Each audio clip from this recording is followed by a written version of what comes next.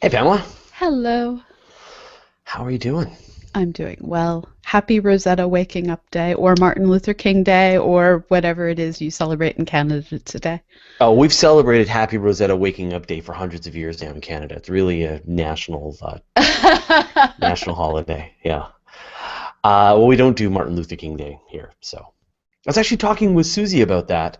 She's our producer, and we don't have something like that in Canada, like a fairly modern holiday to celebrate somebody who did something really cool and brave. Like we don't.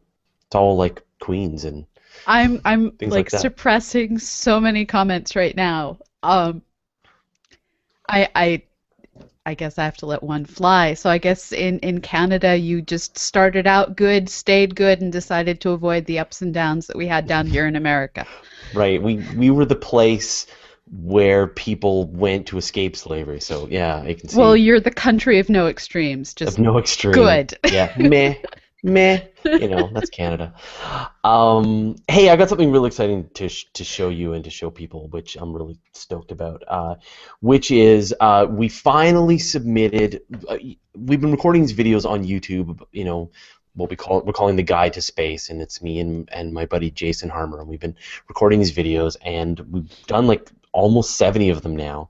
The short little explainers about Right. how will the universe end and where all the aliens, the kinds of topics we like to talk about here. Yeah. And we finally made a podcast version of it and put it into iTunes and stuff. And you got to check this out. Let me find it here. So here's iTunes. And if you right now go to the podcast section into the new and noteworthy and click on video, we are right next to the fat burning man. So we're the but we are briefly the one of the more popular uh, podcasts on That is iTunes, awesome. which I think is Science pretty cool. wins over Science wins abs. briefly, yeah. That somebody at iTunes appreciated it, thought it was cool, made it new, and let's see how long it can go. So if you've been wanting to get those videos and you hate watching stuff on YouTube, which I totally get, you can download them from there. Although the files are a little big, I need to probably rebuild them. Okay, right, so if you have no idea what this is, what you have stumbled into, you are watching a live episode of Astronomy Cast. Last week we talked about Arthur C. Clarke, the man. This week we're going to talk about his ideas, that either just the ideas in science or the ideas that he brought forth through his writing and what the implications have been, and we'll talk about those kinds of technologies. And because a lot of stuff you won't believe the things that we do now that he thought of already. Or So that he predicted, he didn't necessarily originate, but he was one of the first to promote and say, this is our future. yeah, he understood the implications of these technologies and Yeah. knew how they would play out and could sort of understand holistically how this would all come together. So yeah, no, absolutely wonderful thinker.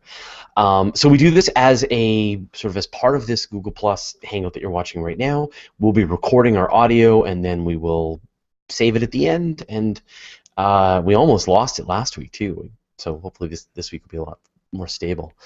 Now, if you want to interact with us, you totally can. So we have enabled the Q&A app. Now, if you're watching this somewhere on YouTube, it'll say be part of the conversation. Click to join live Q&A on Google Plus Hangouts, and it's this little yellow icon at the bottom left of wherever you're watching this video.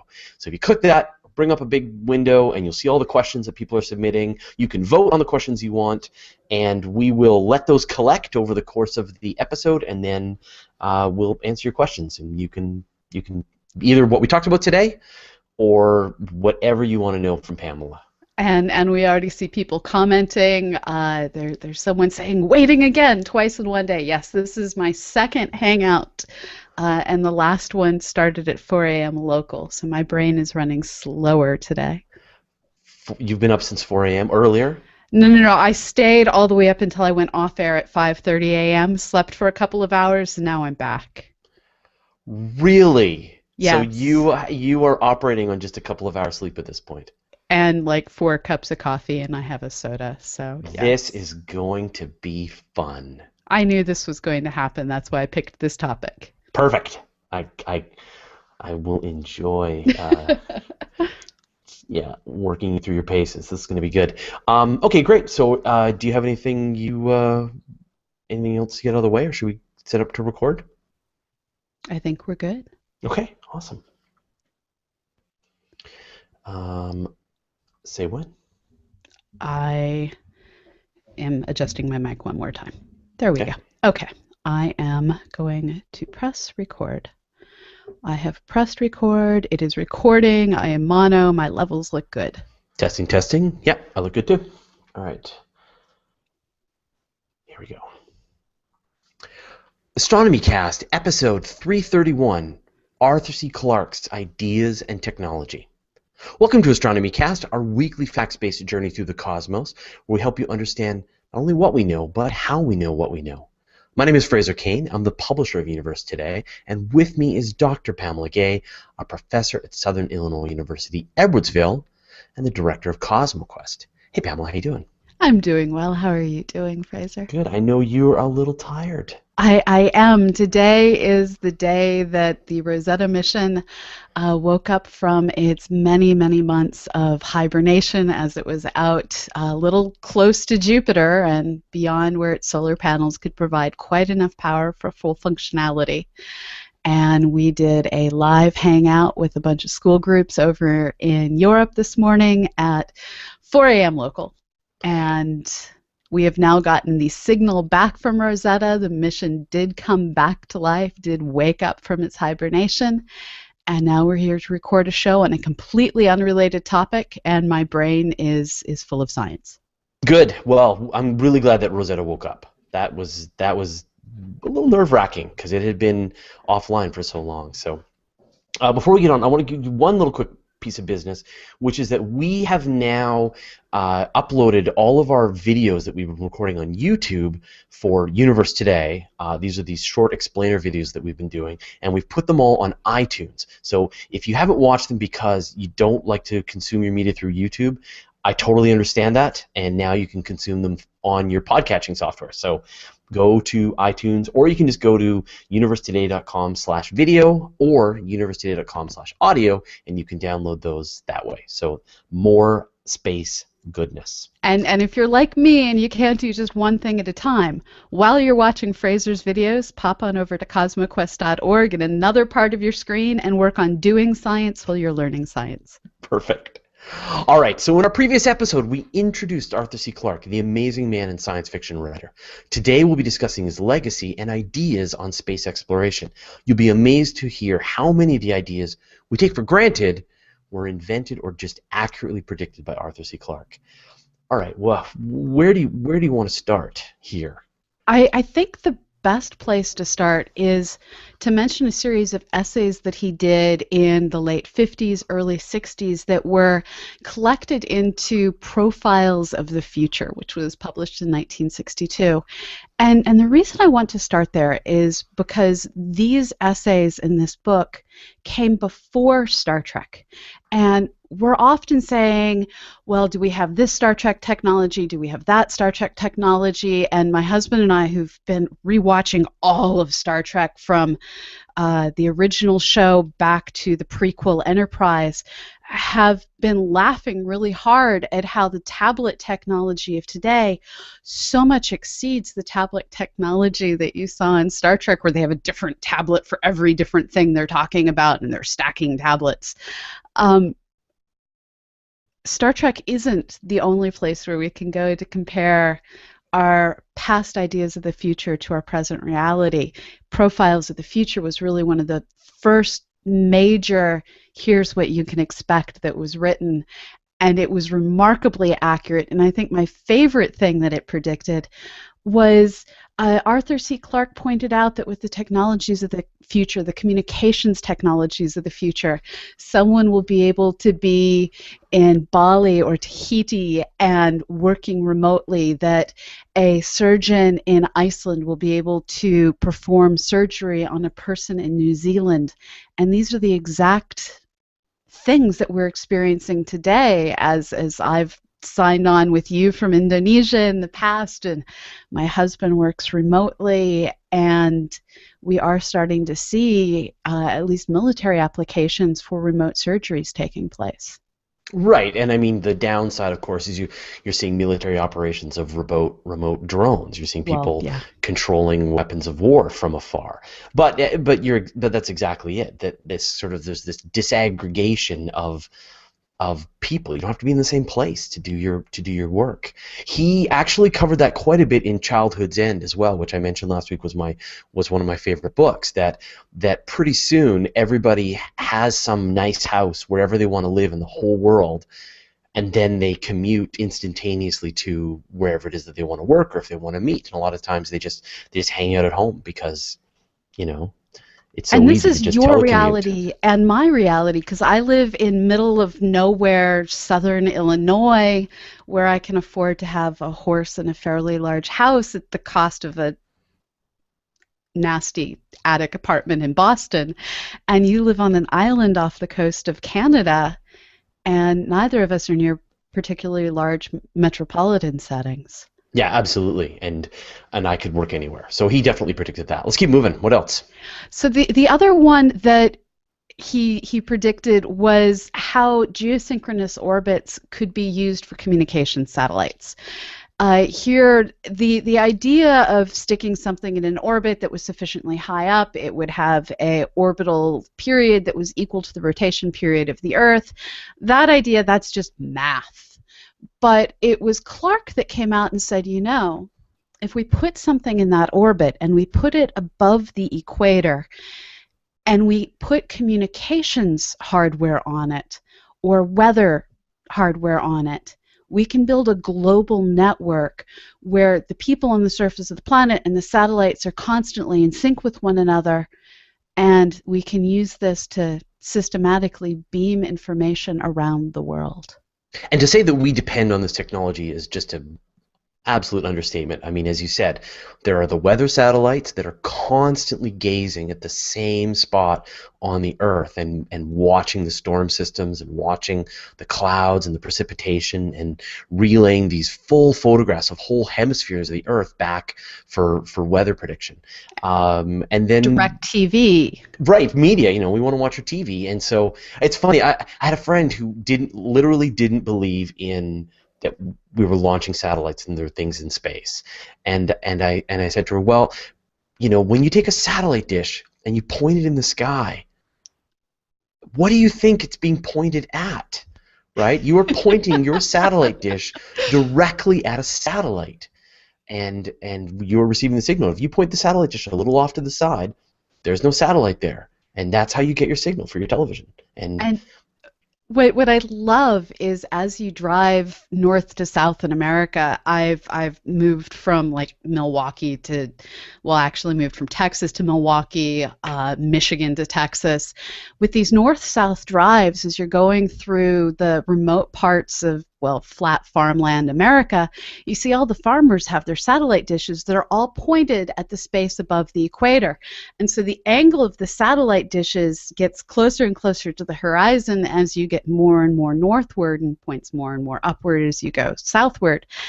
And it always makes me wonder if there's some post-technological world where future archaeologists in a day that we don't have satellites are digging through all of this wreckage. Are they going to think that we worshipped the zodiac with metal dishes or right, something? always pointing our metal dishes towards the zodiac, towards the sun. Yeah. But yeah, no, I mean, here in Canada where I am, our satellite dishes are really low, pointed really low towards the horizon, right? You often have a problem with trees or buildings or houses because you can't get your satellite dish to point at the satellite, which is just above the horizon.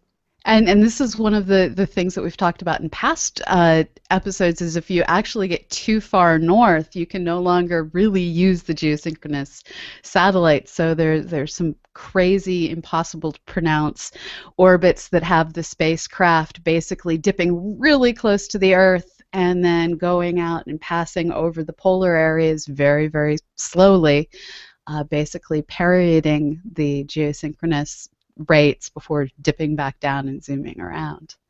One thing which you mentioned briefly about tablets and stuff is if you go back and watch 2001, like literally back in the show the movie that came out in the 1960s, they have an iPad in Yes. the show, in the movie.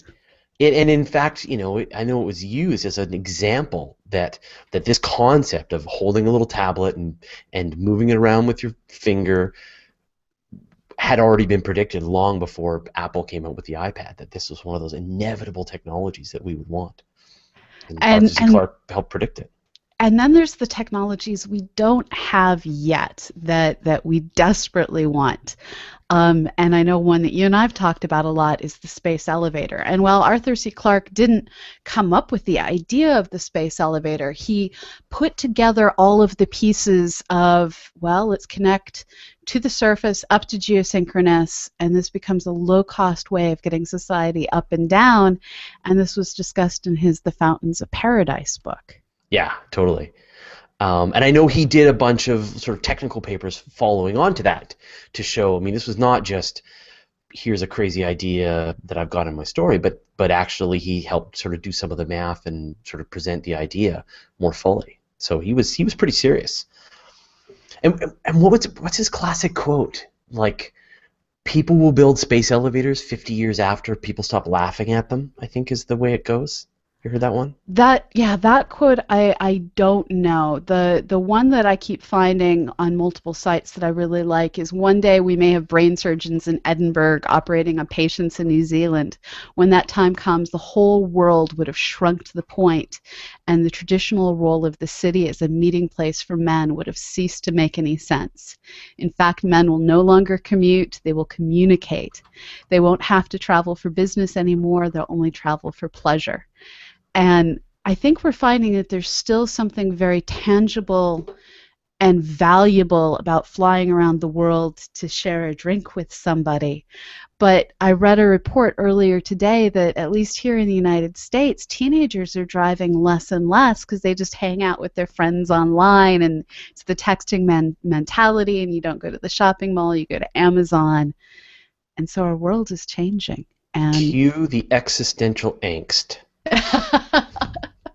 well, there's always been existential angst. Kids these days, without driving to malls and hanging out, they're just Snapchatting. In my day, we went to malls. Snapchatting is a new form of terrifying. But I don't know if Arthur C. Clarke predicted that one. All right, let's keep moving. So, space elevator. I mean, that is, I cannot wait for the space elevator. It will absolutely happen. Count on it. So he will be vindicated. So how long do you think it's going to be?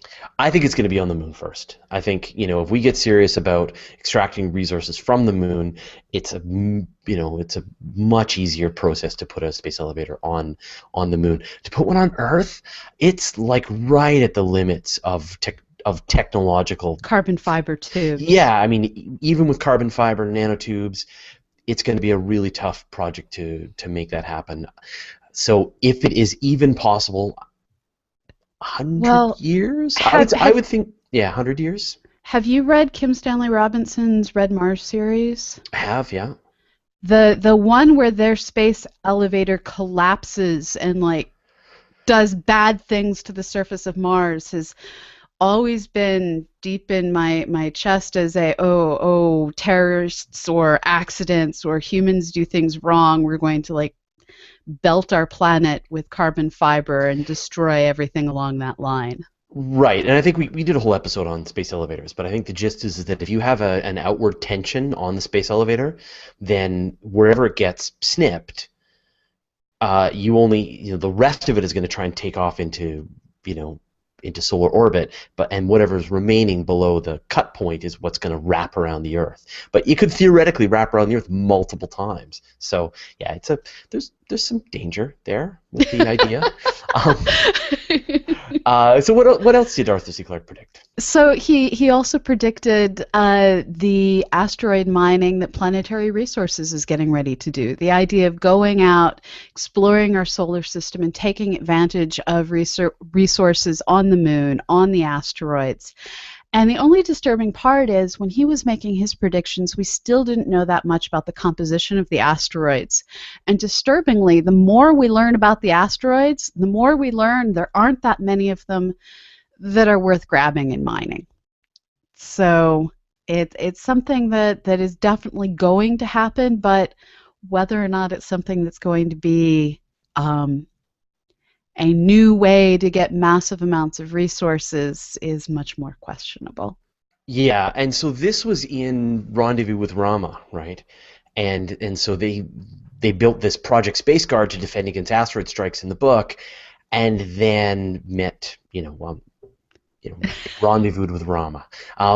But what's great is that in the UK there's a sort of a space society called Space Guard, and they're looking to sort of do the same kind of thing that was defined in the book.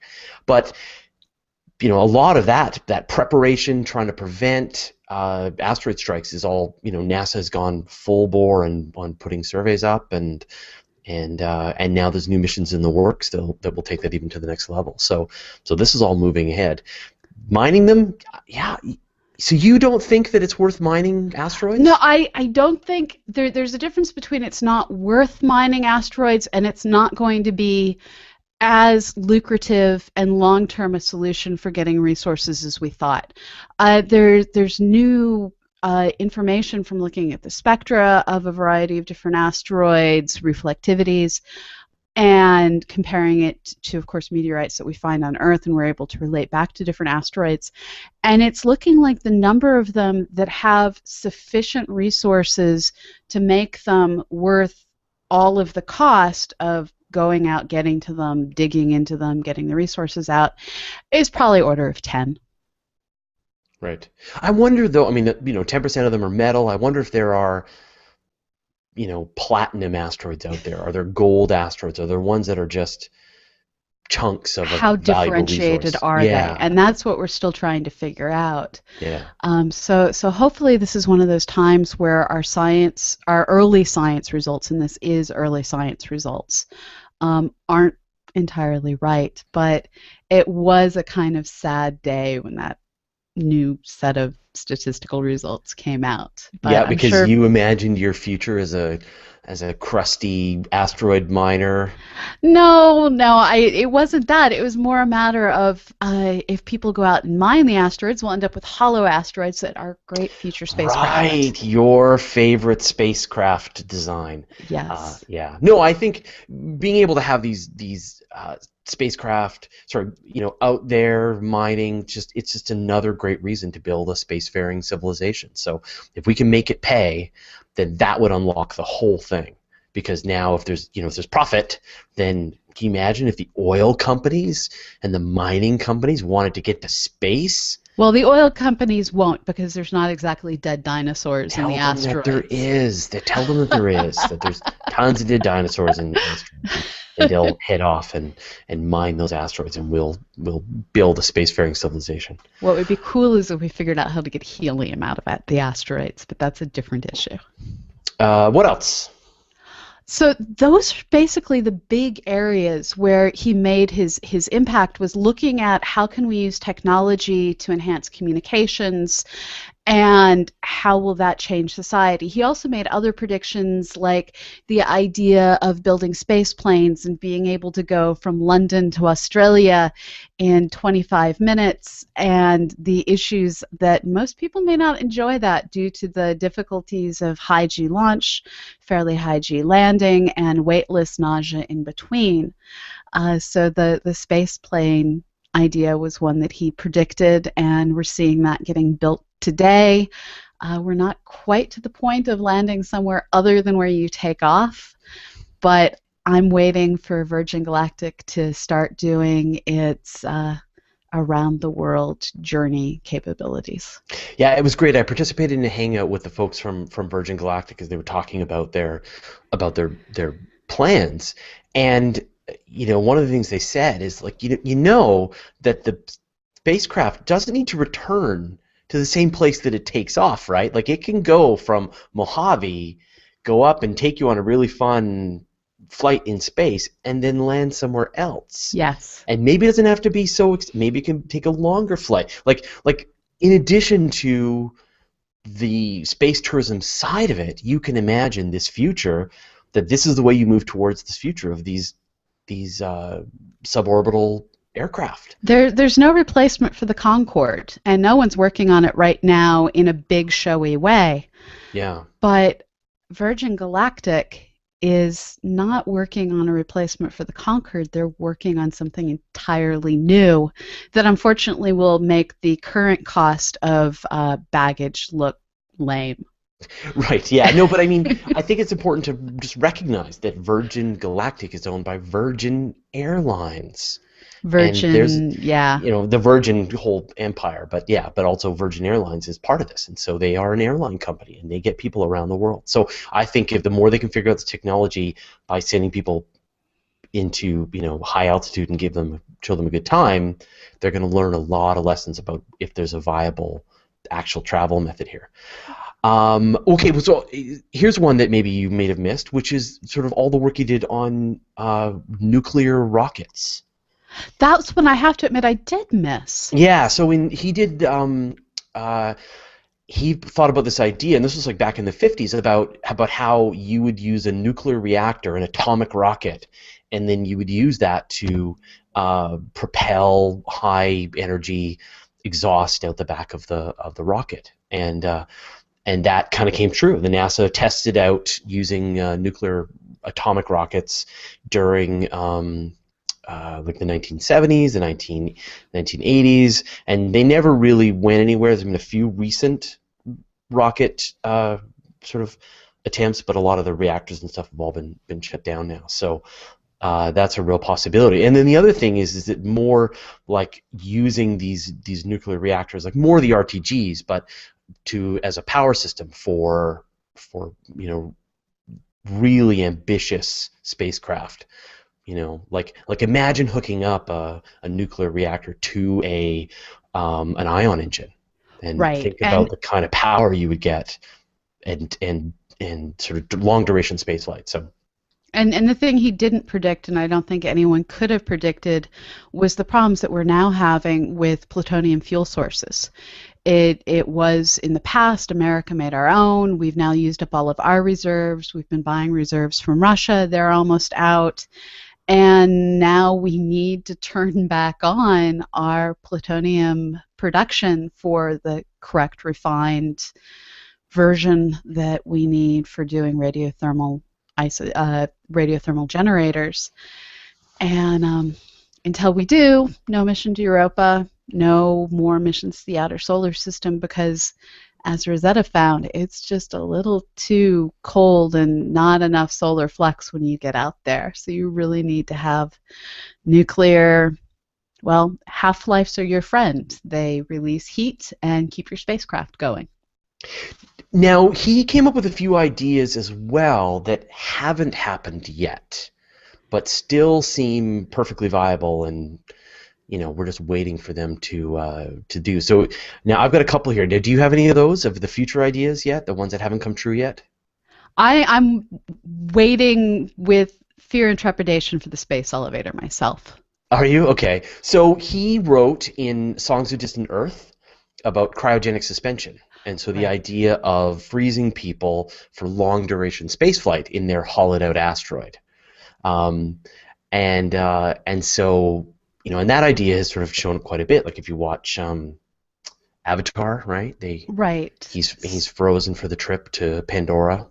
And we've seen it in a number of different science fiction books. We've seen it in various episodes of Star Trek where they find ancient cryogenically frozen this, that, or the other thing. Con! But the issue that we keep running into over and over and over is essentially freezer burn. A lot of liquids that have high H2O content, high regular everyday water content, well, water is one of the few things that expands when it freezes, and that has this nasty tendency to rupture cell walls, cause cellular damage. And while scientists have been working really hard to figure out how do critters like frogs safely hibernate in frozen winters. We haven't really succeeded at getting truly large mammals. I think the largest they've gotten, last I checked on the research, was German shepherds, which are still fairly big, but we're now starting to learn that just cryogenically freezing fertilized human eggs isn't as safe as they thought. There's a lot more damage to the Hmm. eggs than had Interesting. previously been understood. So freezing things is proving difficult due to stupid thermal expansion at cooler temperatures for water. Right, but even, not necessarily trying to have it reversed. I mean, you see um, people getting themselves frozen so that, some disease, and then in the future, if, maybe the solution to that disease gets figured out, they can be thawed back out and cured, brought back to life, I guess. Now, Right. it's a long shot, but at the same time, it's, you're not going to be around to care about the time. So if it works, it works. And if it doesn't work, you paid your money, you took your chances. And the idea there is you basically flash freeze a human being as close to death as possible, essentially so fast after death that all of the organs could have been harvested for organ transplant. And since limited to no cellular decay has set in, maybe you can be thawed someday and resurrected. I think that's the correct word in Yeah, this yeah, case. yeah. All right, I got another one. You got any more? Okay, so in 2001, he wrote about people moving their brains to computers, about backing up your brain.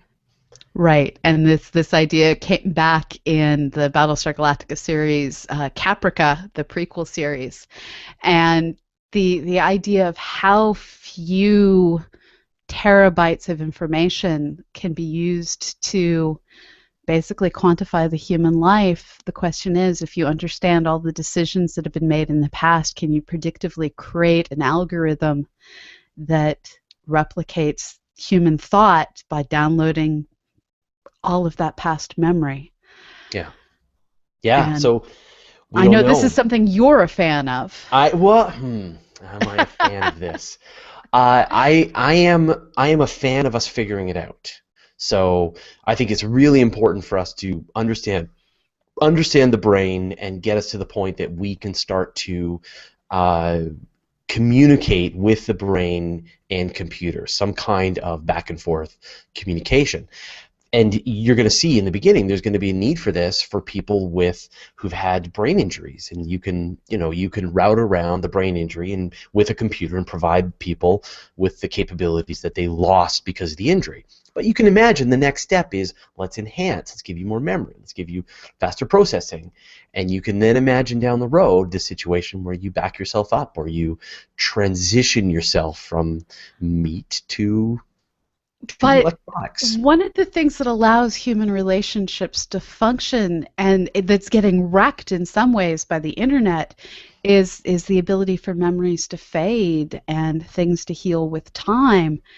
And if you have that digital memory, there's a lot of scary consequences, but I'm fully a fan of all the work that's going into figuring out how to do mind-controlled prosthetics, Yeah. mind-controlled communications systems for people who have various forms of locked-in disorder. The fact that we can now get people that we thought were in near vegetative states communicating via computers that simply read their brain waves is one of those things that brings up Clarke's law of any sufficiently advanced technology appears to be magic. And we're hitting on that magical, miraculous technology. And this is how it starts. This is the thin edge of the wedge. You start here with helping people, and then after a while, it just turns into people just wanting to compete, make themselves better, and yeah. There's no stopping this, but we'll see how it all turns out, and what is possible and what is impossible. Um, okay, so there's a couple more, just little ones. Um, Okay.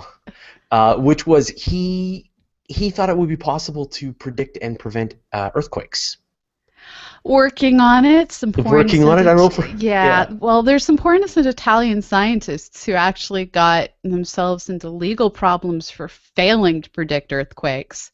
But there are a lot of scientists who are trying to figure out how to predict with more than a few minutes notice when the big one is coming, especially where we know that there's giant fault lines under so many high population areas all along the Pacific Rim.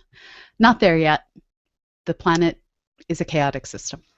Yeah, yeah. So the the idea with this would be to detonate nuclear bombs, of course, because that's that's how you fix every geoengineering problem, and you spot weld the plates together, and No, then thank you. yeah, well, and hopefully by doing that, you then end up with other plates, like other cracks opening up in other places, but not maybe going through your cities and stuff. So This just reminds me of Venus, where they have the pressure and temperature builds up, builds up, builds up, and then we believe that there's sudden episodes of volcanism.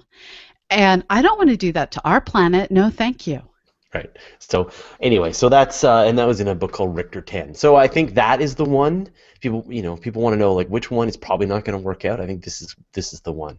But then of course, right? Anytime you say that something is impossible, then it becomes possible. And anytime you say something is possible, then it just becomes inevitable. So Anytime a senior scientist says something is impossible, it becomes inevitable. That's another one of those things that Clarke came up with.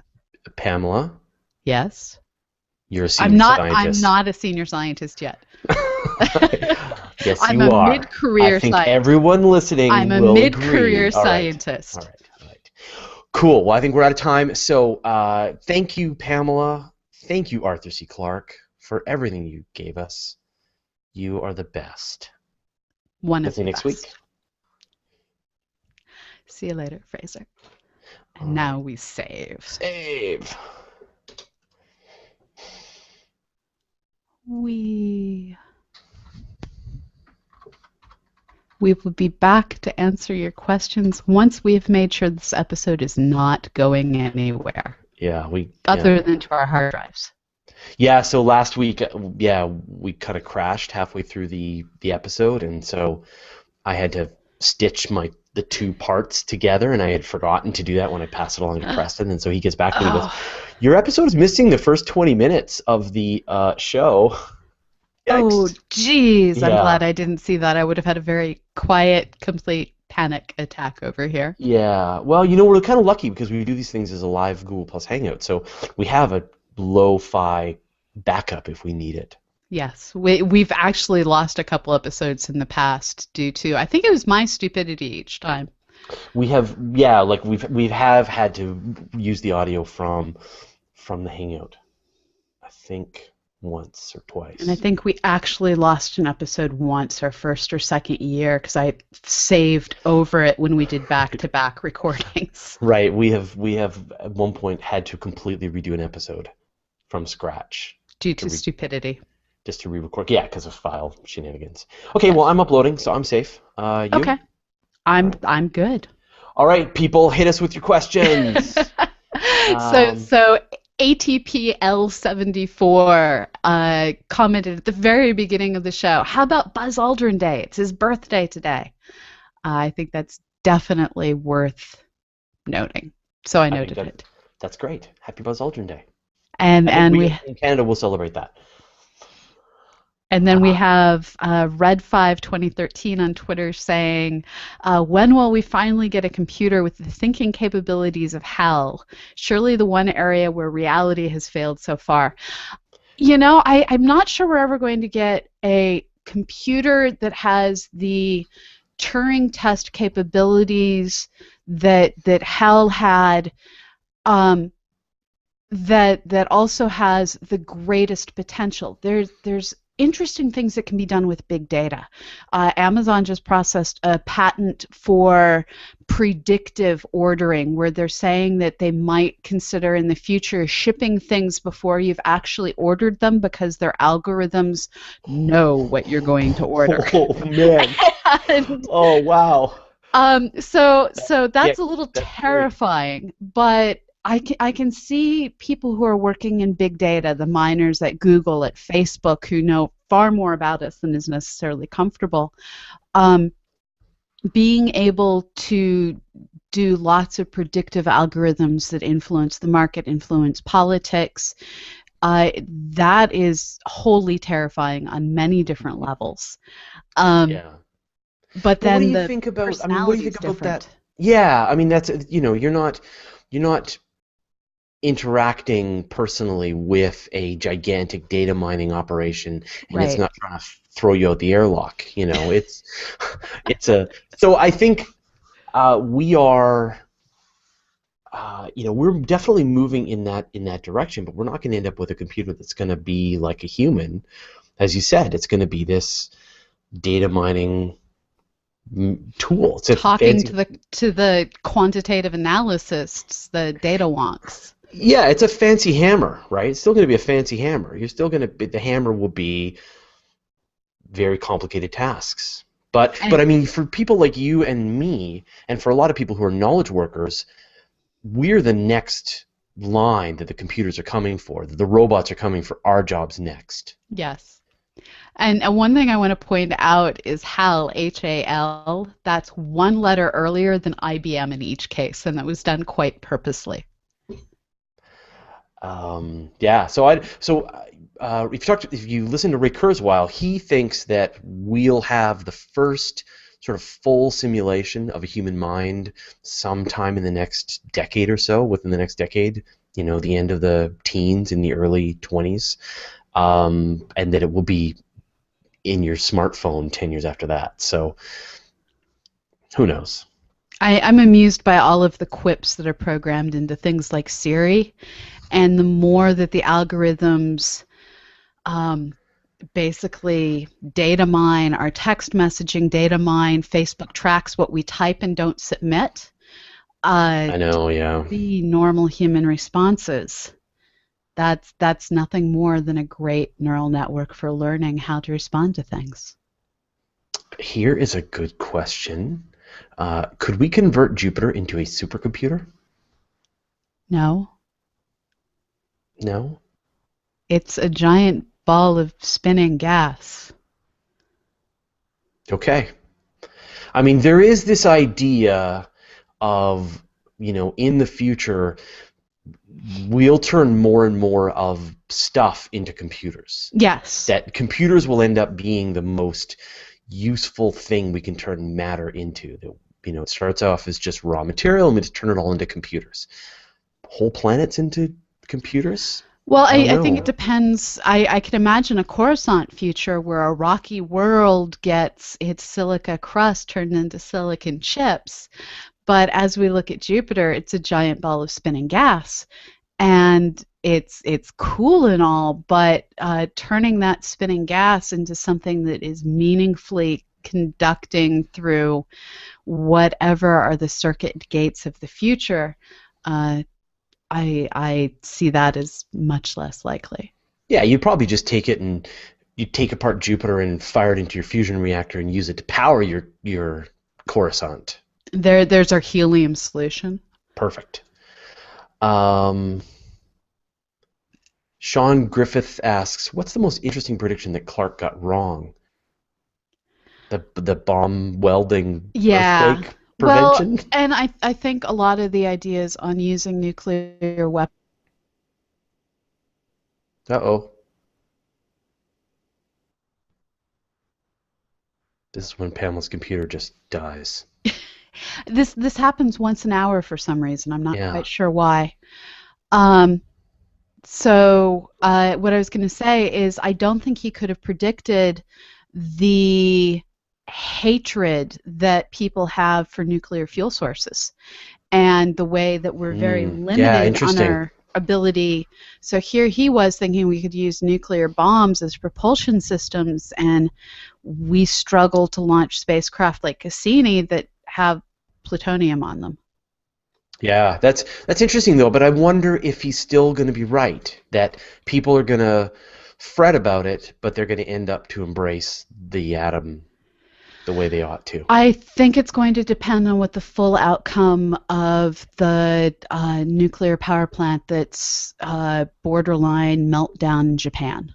Yeah. Um, how that goes, I think, will predict how policies are made regarding the use of nuclear power into the future. Um, let's see. Have you got any more on Twitter or on some of your sources there? Not that I'm seeing right now. Okay. Leonardo Santos notes that I'm pretty sure I saw something about giant planets being transformed into computers on the game Mass Effect. I haven't. I know if I start playing video games, I get addicted and I have grants to write, so I Yeah, you don't should play. rectify that though with Mass Effect. You should watch that. You should play that game. Um, but I don't recall that. But um, Daniel Ryan notes there's a movie coming out about Ray Kurzweil and that concept of implanting human consciousness into computers called Transcendence. It looks amazing. So here's a sort of philosophical question for you. If you could transfer your consciousness to a computer, would it really be you, or would you die and it would just be transferred to and some new robot would think it was you? Well, this is the question of if a transporter accident causes two of you to exist, the two would very quickly diverge and become something different, simply because whatever is in the computer would have different sensory inputs, would have different experiential reference points. And so it might start as something capable of making the same decisions that I would make, but the longer the biological and the computer are separate from one another, the more independent they would become. But would you close your eyes as the person and then open your eyes as the robot person? Or would you just close your eyes forever and be killed and the robot person would open their eyes newly born? Well, this is sort of at the heart of the John Scalzi Old Man's War idea, where they're transporting consciousness to genetically engineered bodies. And I think that if the technology is sufficiently good, the new life form in the memory transferred vessel would believe itself to be the original organism. I don't know. I don't know. I think you would die. That starts to get to the question of the soul versus the question of identity. Yeah, just a sort of continuation of your consciousness, right? Yeah, exactly. I mean, soul's not the right word, but it's the same thing with a transporter, right? Like, would you hop in a Star Trek transporter, or is it is it actually a transportation device, or is it a suicide booth? And that becomes the difference between self-identity, which is based on the firings of neurons, and whether or not you believe in something greater than the body. You people have joined the geekiest conversation ever. Okay, here we go. So Renko Prozo says, I read about computer planets in the book Year Million. They mention using gas giants for the process. So I haven't read that. This is great. Jamie Orlando says, Dr. Gay, maybe a device on your network momentarily hogs your bandwidth, perhaps an hourly check for updates or something. So oddly, it doesn't matter what time I start the Hangout. I get about 1 hour, and then it says, no, thou shalt type in your password. And so I think this may be something at the Google end, because when it dies, it's telling me I have to validate who I am. Brian Simpson says, Amazon better not start automatically shipping me TeleView eyepieces. They won't unless that's what you want and you're ready to buy them. Well, and the article I was reading this morning was saying that one of the things that Amazon had in its patent was if they shipped you something that you hadn't ordered, it would become a courtesy gift or something. And so then it becomes how do I trick Amazon into shipping me things? Right, but their data miner will have already thought of that and will have thought of the things that you're going to try and trick. And it's going to be, never gamble with a Sicilian while death is on the line, I believe is the appropriate quote here. Exactly. Christine Grosner says, there's planets as computers in the Hitchhiker's Guide, of course. There's also a planet populated by intelligent mattresses, so whatever. which is great. Yeah, the well, I don't want to ruin the Hitchhiker's I Guide to the need to Galaxy. reread Yeah, that I series. just read them with my kids, so I sat and read the Hitchhiker's Guide to the Galaxy with my son, and he loved it. And then we watched the movie, and he loved that. So yeah. Yeah, I read them back in, I think, seventh or eighth grade, and I need to reread. It's been a few decades. Terry Bradford says, instead of mining asteroids, why not crash them into the moon and then pick up what you need? Because we like the moon. Speak for yourself. No, so the issue, and this is actually a topic that we have for a future show that I think is in February or March. Um, Clearly, because we're almost out of January. But the issue is asteroids are fairly large. If you crash them into the moon, they're going to undergo a whole lot of chemical reactions. There's going to be a whole lot of melting. There's going to be melting of the moon. It's not like you're just breaking them apart and causing them to go splat. You're actually liquefying them and splattering this crater blanket around a giant chasm you have just dug while causing all sorts of seismic activity. One thing that is interesting is I know NASA is considering a mission where instead of capturing an asteroid, because they're thinking about capturing an asteroid and putting it into orbit around the Earth, Right. which is Terrifying. terrifying. Yeah, I mean, anything goes wrong and that bad boy is going to come down. But what's neat is that anything left orbiting the moon, because of the tidal forces, will always crash into the moon. Right. And so you could put your asteroid into orbit around the moon instead.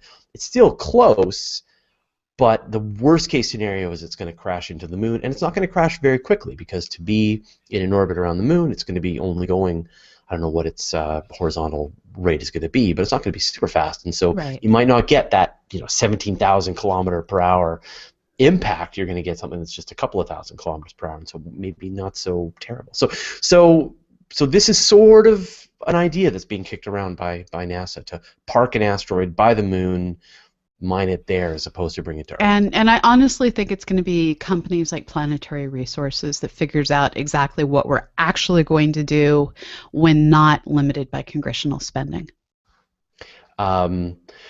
Michael Jobin notes that asteroids already litter the moon. I think that's a great point, Yes. right? If what you want to do is find asteroid impact craters and mine them, they're there. And if you just want meteorites, heck, go to Antarctica. As the glaciers melt, they're eons, well, that's an overstatement, many centuries in some cases worth of meteorites are piling up on the surface, and teams of scientists are going out, they are walking the ice, but as the glaciers melt, as the ice recedes, more and more things are getting revealed on the surface. Yeah, it's pretty astonishing. Those missions, like they go out on with like snowmobiles, and they see a rock sitting on the top of the ice, and they're like, that has to be a meteorite. Yes. There's no other source for where that thing could come from. And so I always think about the fact that all around us, those rocks are actually meteorites, but we don't know because they just look like rocks. And they also get weathered, right? I mean, the great thing about Antarctica is they won't get weathered. They get absorbed by the ice, and they're there for a long time. I would love, if any researcher wants to take me with them searching for meteorites in Antarctica, I am on board. What's your time? It's 12:58. Okay, we'll do a couple more here. Okay. Tom Nathy wants to know if androids dream of electric sheep. Yes. I think so. I want an electric owl.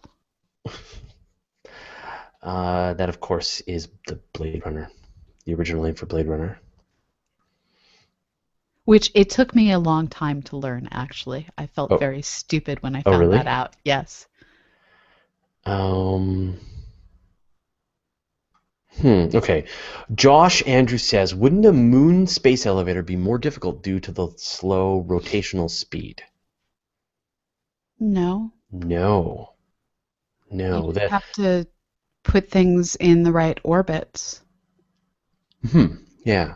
Yeah, you would need just to have a counterbalance on the cable that provides the right level of tension. And the further you get away from the geostationary point, the more tension you're going to get. But in fact, you could build a space elevator with Spectra. It's like there's materials right now that you could build a space elevator with on the moon, no problem. You use the word spectra, which I take to mean light spread into a rainbow in a way I do not know that needs explanation.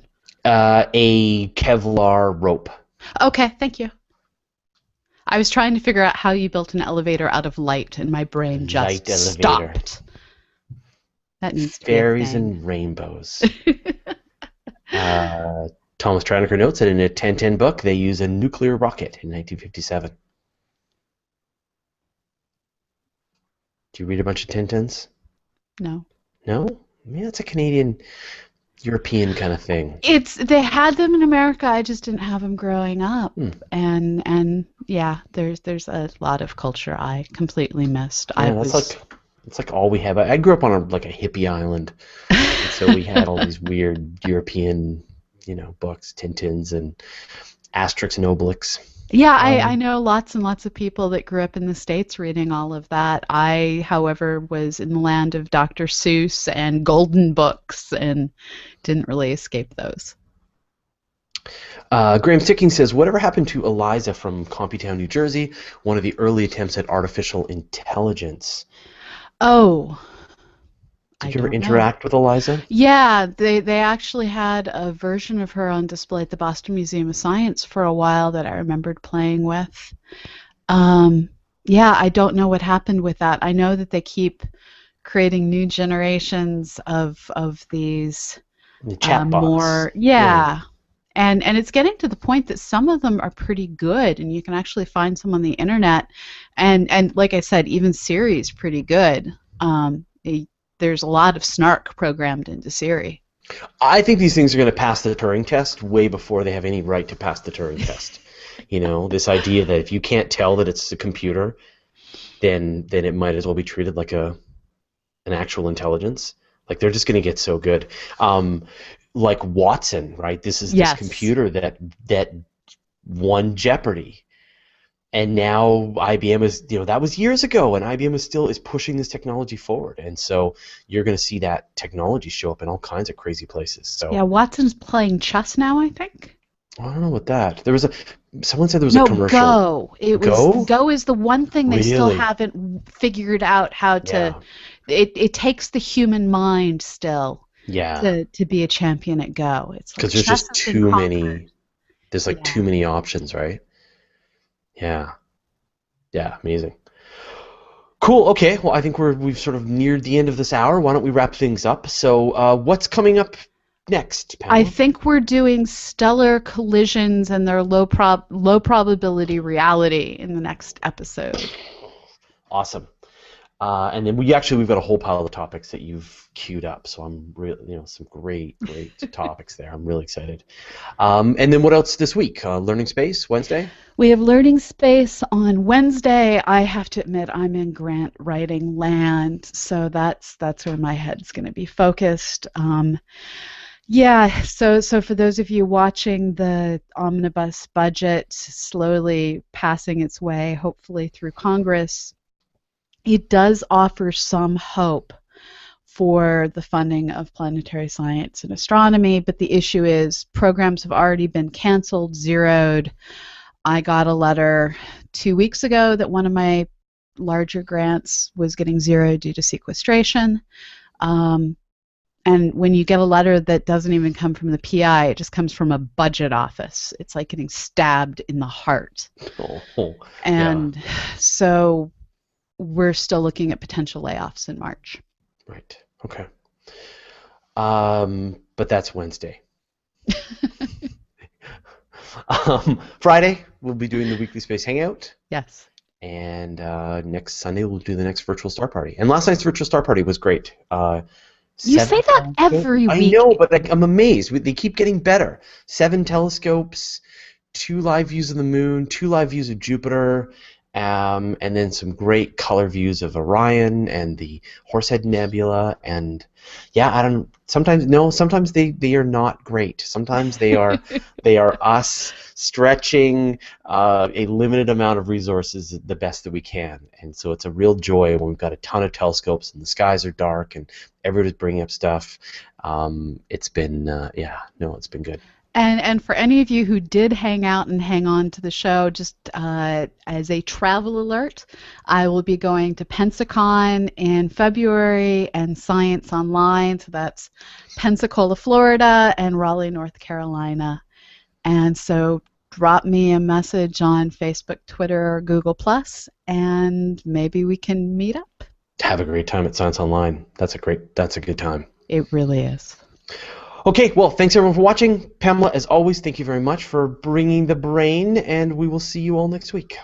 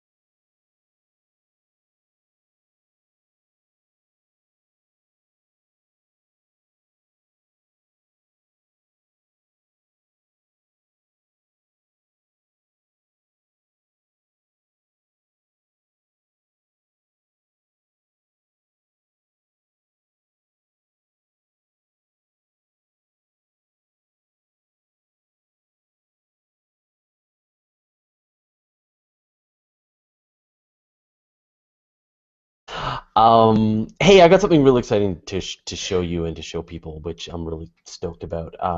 Which is we finally submitted. We've been recording these videos on YouTube. You know, what we're calling the Guide to Space, and it's me and my buddy Jason Harmer, and we've been recording these videos, and we've done like almost 70 of them now. You know, the short little explainers about Right. how will the universe end and where all the aliens, you know, the kinds of topics we like to talk about here. Yeah. And we finally made a podcast version of it and put it into iTunes and stuff. And you got to check this out. Let me find it here. So here's iTunes. And if you right now go to the podcast section, into the new and noteworthy, and click on video, we are right next to the fat burning man. So we're the, but we are briefly the one of the more popular podcasts on That is iTunes, awesome. which I think is Science pretty cool. wins over Science wins abs. briefly, yeah. That somebody at iTunes appreciated it, thought it was cool, made it new, and let's see how long it can go. So if you've been wanting to get those videos and you hate watching stuff on YouTube, which I totally get, you can download them from there. Although the files are a little big, I need to probably rebuild them. Okay, right, so if you have no idea what this is, what you have stumbled into, you are watching a live episode of Astronomy Cast. Last week we talked about Arthur C. Clarke, the man. This week we're going to talk about his ideas, that either just the ideas in science or the ideas that he brought forth through his writing and what the implications have been, and we'll talk about those kinds of technologies. And because a lot of stuff, you won't believe the things that we do now that he thought of already. Or So that he predicted, he didn't necessarily originate, but he was one of the first to promote and say, this is our future. yeah, he understood the implications of these technologies and Yeah. knew how they would play out and could sort of understand holistically how this would all come together. So yeah, no, absolutely wonderful thinker.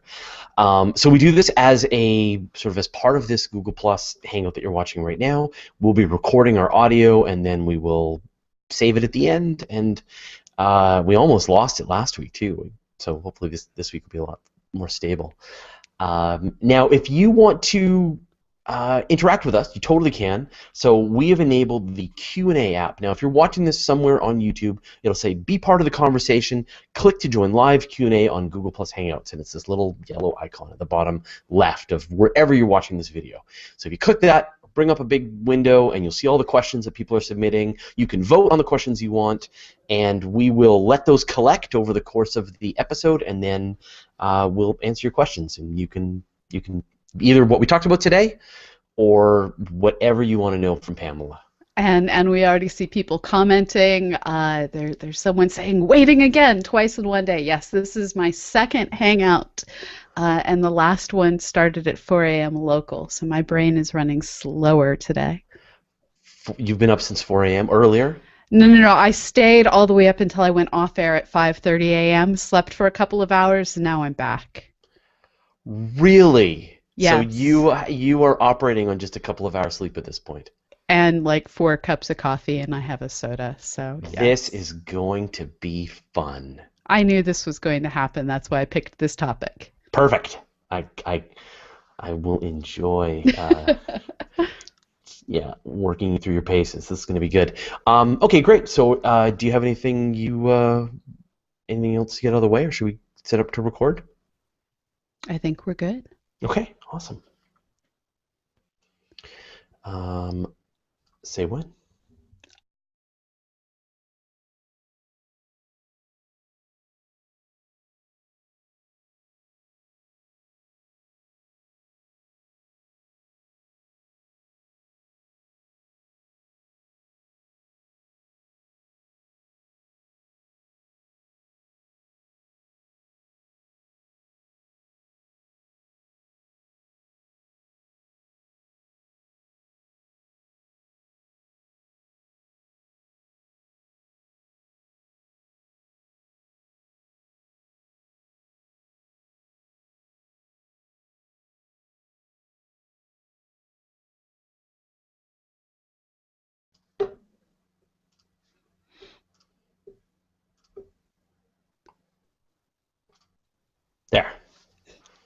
Hey, Pamela.